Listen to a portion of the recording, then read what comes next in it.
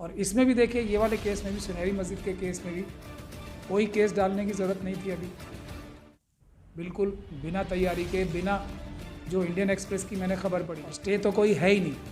ये एक आधे लाइन का ऑर्डर है, एट रिक्वेस्ट री नोटिफाई फॉर 8 जनवरी 2024। ये आधे लाइन का ऑर्डर, मतलब गुजारिश पे, मैं उसका तर्जुमा करके बता दूं, वकीलों की गुजारिश पे इसको 8 जनवरी के लिए री नोटिफाई कर दिया जाए। इतना सा आधे लाइन का ऑर्डर है, इसमें स्टे कोई नहीं है कि तो कोई अभी ज़रूरत नहीं थी। अभी कोई नोटिस डिमोलिशन का नहीं था, अभी कोई कार्रवाई करने का नहीं था।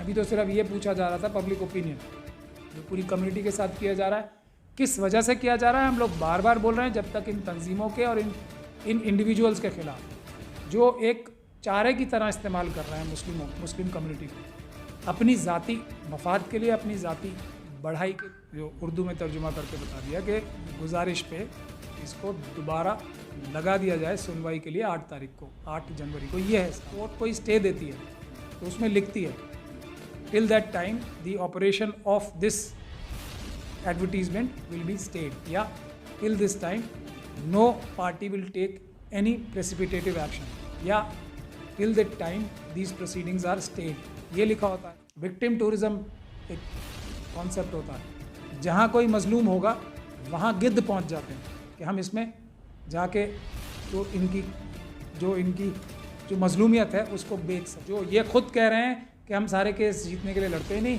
कुछ केस हम हारने के लिए लड़ते हैं। तो आपके वकील ये कहें कि हम हारने के लिए केस लड़ रहे हैं और आप सीधा दौड़ कर जाके फ़ौरन केस फाइल कर दो, तो हारने के लिए केस फाइल करते हो ना आप। यही इसका लब्बो लुआब निकल के क्या आ रहा है।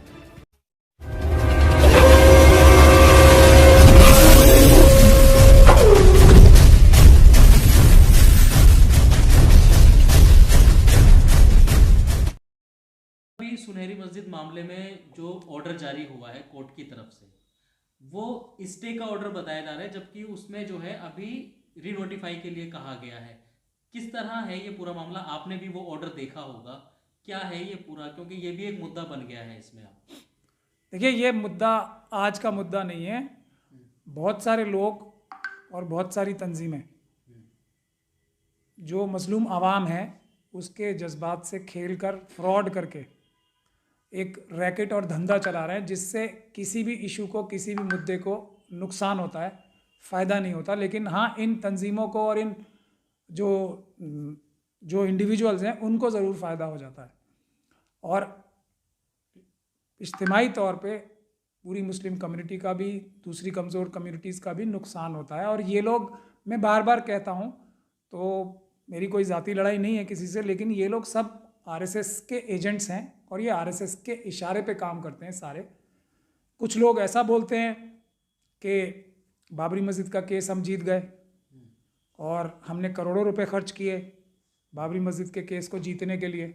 अब ये सब लोगों ने, जब लोगों को पता लगा कि बाबरी मस्जिद का केस हार गए हैं और बाबरी मस्जिद का केस ठीक से लड़ा ही नहीं गया, और जो एक हमारे बहुत बड़े वकील हैं कपिल सिब्बल साहब, उन्होंने ये भी कह दिया जब, और उन्होंने ही सारे केसेस लड़े हैं, बाबरी मस्जिद का केस भी लड़ने में वो थे पेश के सारे केस जीतने के लिए नहीं लड़े जाते, कुछ केस हम हारने के लिए भी लड़ते हैं। तो ये लोग वही हैं, उसी जहनियत के लोग हैं, ये केस हारने के लिए लड़ते हैं। ये वो जहनियत है जो, और इसमें भी देखिए, ये वाले केस में भी, सुनहरी मस्जिद के केस में भी कोई केस डालने की ज़रूरत नहीं थी अभी। बिल्कुल बिना तैयारी के, बिना जो इंडियन एक्सप्रेस की मैंने खबर पढ़ी है, और स्टे तो कोई है ही नहीं। एक आधे लाइन का ऑर्डर है, एट रिक्वेस्ट री नोटिफाई फॉर 8 जनवरी 2024। ये आधे लाइन का ऑर्डर है, मतलब गुजारिश पे, मैं उसका तर्जुमा करके बता दूं, वकीलों की गुजारिश पे इसको 8 जनवरी के लिए री नोटिफाई कर दिया जाए। इतना सा आधे लाइन का ऑर्डर है, इसमें स्टे कोई नहीं है ना। स्टे मेरे ख्याल से इसमें कोई पिटीशन डालने की भी अभी ज़रूरत नहीं थी, क्योंकि अभी तो सिर्फ एक तरह से वोटिंग कराई जा रही थी कि आम इंसान क्या करेगा इसमें, किस व्यक्ति को क्या करना है इसमें। अगर इसमें सही कानूनी कार्रवाई की जाती तो एक एफआईआर कराई जाती, एनडीएमसी के अधिकारियों के खिलाफ, जिन्होंने एक ये नोटिफिकेशन निकाला कि ये मुल्क की अमन और शांति में खलल डालने के लिए, एक कम्युनिटी को दूसरी कम्युनिटी से लड़ाने के लिए झूठे फैक्ट्स गढ़कर, झूठी बुनियाद पर ये पब्लिक नोटिस दिया गया है। अगर सही कानूनी कार्रवाई होती तो ये होती। स्टे की तो कोई अभी ज़रूरत नहीं थी, अभी कोई नोटिस डिमोलिशन का नहीं था, अभी कोई कार्रवाई करने का नहीं था, अभी तो सिर्फ ये पूछा जा रहा था पब्लिक ओपिनियन।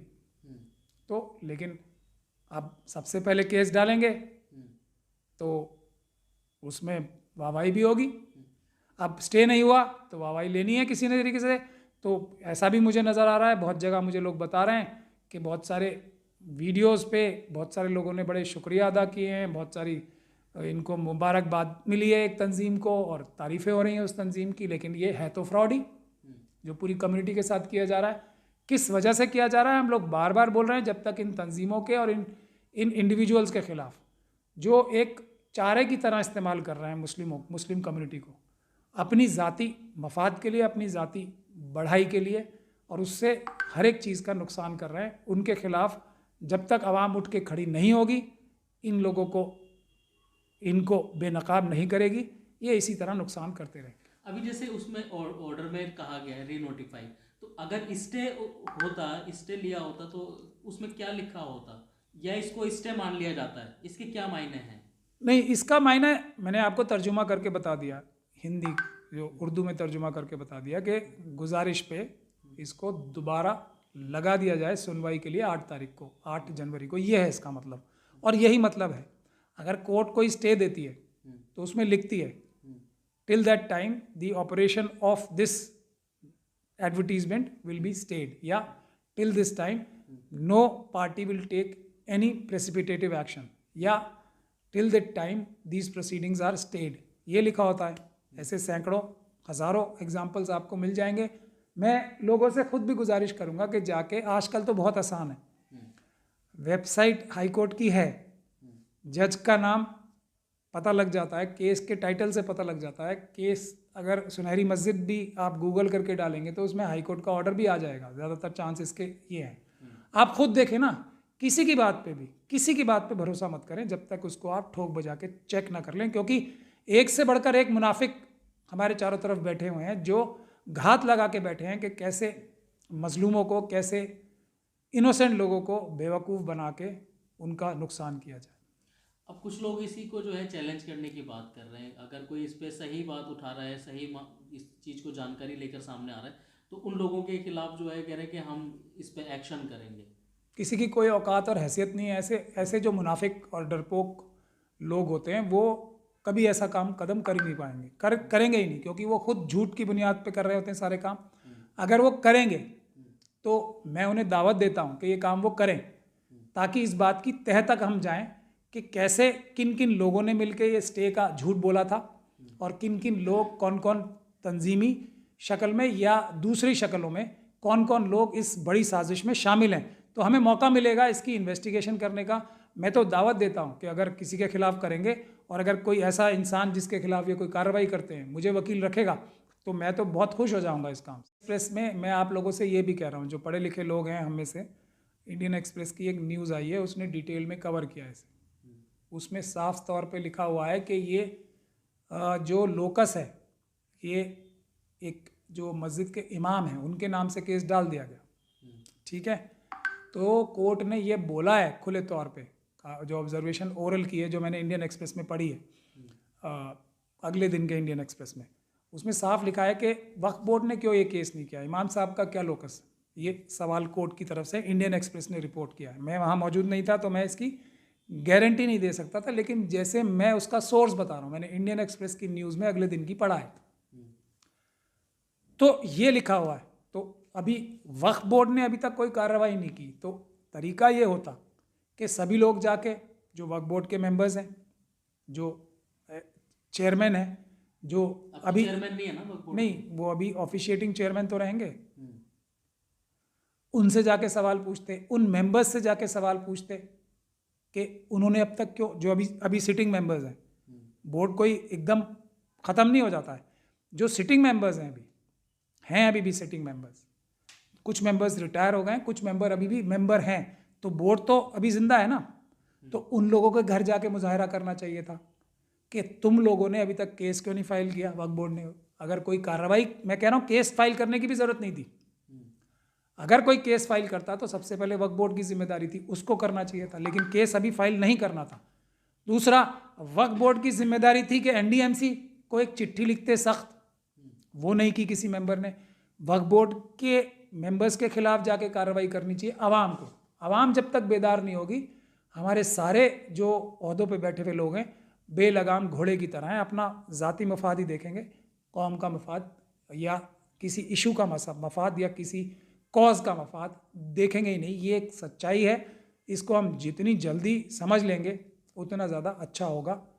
नहीं समझेंगे तो ये सब लोग जिनके लिए एक टूरिज़्म की जगह है, ये विक्टिम टूरिज़्म एक कॉन्सेप्ट होता है, जहाँ कोई मजलूम होगा वहाँ गिद्ध पहुँच जाते हैं कि हम इसमें जाके जो इनकी जो मजलूमियत है उसको बेच सकें, उससे फ़ायदा उठा सकें और मकबूलियत भी हासिल करें।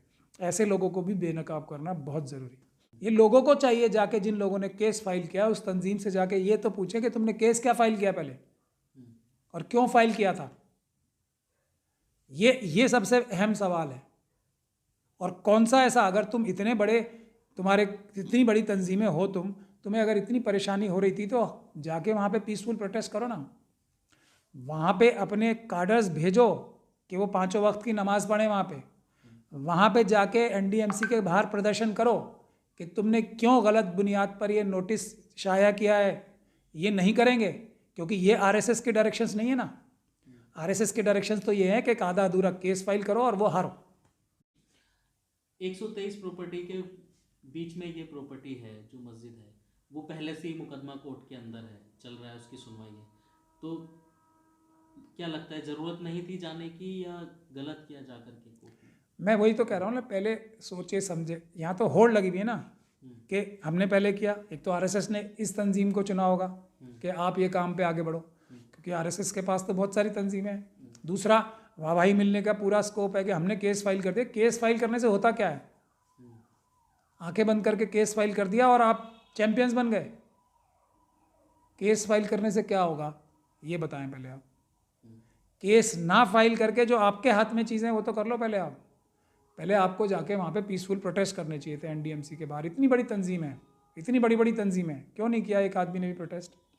उसके लिए लोगों को बुज़दिल बना रहे हैं। एक बड़ी तंजीम है अरशद मदनी साहब की, वो क्या कह रही है कि ज्ञानवापी पे, मथुरा पे जो कोर्ट का फैसला आएगा हमें वो मंजूर है। और कोर्ट का फैसला क्या आएगा? आपके वकील कौन है जो ये खुद कह रहे हैं कि हम सारे केस जीतने के लिए लड़ते ही नहीं, कुछ केस हम हारने के लिए लड़ते हैं। तो आपके वकील ये कहें कि हम हारने के लिए केस लड़ रहे हैं और आप सीधा दौड़ कर जाके फ़ौरन केस फाइल कर दो, तो हारने के लिए केस फाइल करते हो ना आप। यही इसका लब्बो लुआब निकल के क्या आ रहा है। एक तो आप लाखों करोड़ों रुपए इकट्ठे करते हो। अरशद मदनी साहब ने कहा कि हमने करोड़ों रुपया खर्च करके बाबरी मस्जिद में का केस डाला, सुप्रीम कोर्ट में लड़ा, और उसके बाद हम वो केस जीत गए।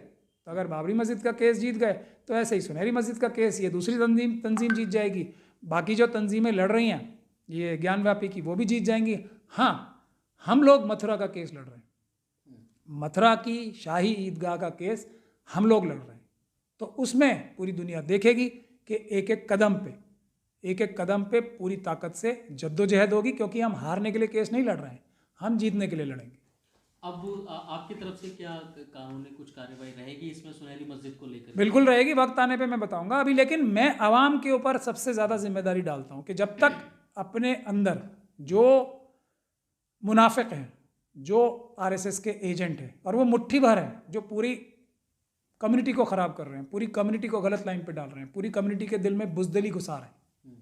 भाई, भारत का संविधान है, मैं वकील हूँ, मैं कह रहा हूँ जब 80% फ़ायदा इस वक्त पीसफुल प्रोटेस्ट के ज़रिए होगा और 20% फ़ायदा कोर्ट में केस डाल के होगा, तो 80% तो आप करोगे नहीं, क्योंकि आपके आकाओं ने आपको मना किया इससे। आपके आकाओं ने बोला है कि जो बहादुर, और ये सिर्फ कोई मुस्लिम कम्युनिटी के साथ नहीं हो रहा, दूसरी कम्युनिटीज़ के साथ भी उन्होंने कुछ दलाल जो हैं हर एक कम्युनिटी के, जो कमज़ोर तबके हैं, उनके अपने कब्ज़े में कर रखे हैं आरएसएस ने। तो उनके हिसाब से उन सभी कम्युनिटीज़ को बुज़दिल बनाओ, ये है असलियत। इसके लिए आवाम को जागरूक होना पड़ेगा, आवाम को सड़कों पे आना पड़ेगा, पीसफुल प्रोटेस्ट करने पड़ेंगे। ये हमारा हक है। सुप्रीम कोर्ट के अभी एक कौल साहब रिटायर हुए हैं, जज, सीनियर मोस्ट जज थे, नंबर 2 जज थे वो सीनियरिटी में। उन्होंने ये कहा है कि अपोजिशन का काम, जो आजकल अपोजिशन पार्टियां हैं या अपोजिशन का काम सुप्रीम कोर्ट से लोग एक्सपेक्ट करते हैं, उम्मीद करते हैं, तो वो गलत है। जो हमारा काम है वो अलग है। जो जनता का और अपोजिशन पार्टीज़ का काम है वो है पीसफुल प्रोटेस्ट करना। ये उनकी बातों का मतलब निकलता है कि वो पीसफुल प्रोटेस्ट करें ना, एक आंदोलन छेड़ें। पीसफुल आंदोलन करना हर एक नागरिक की जिम्मेदारी है। अगर कोई उनके अधिकारों की के साथ छेड़छाड़ हो रही है तो ये पीसफुल प्रोटेस्ट करने के लिए ये तंजीमें हैं, केस लड़ने के लिए नहीं है ये तंजीमें।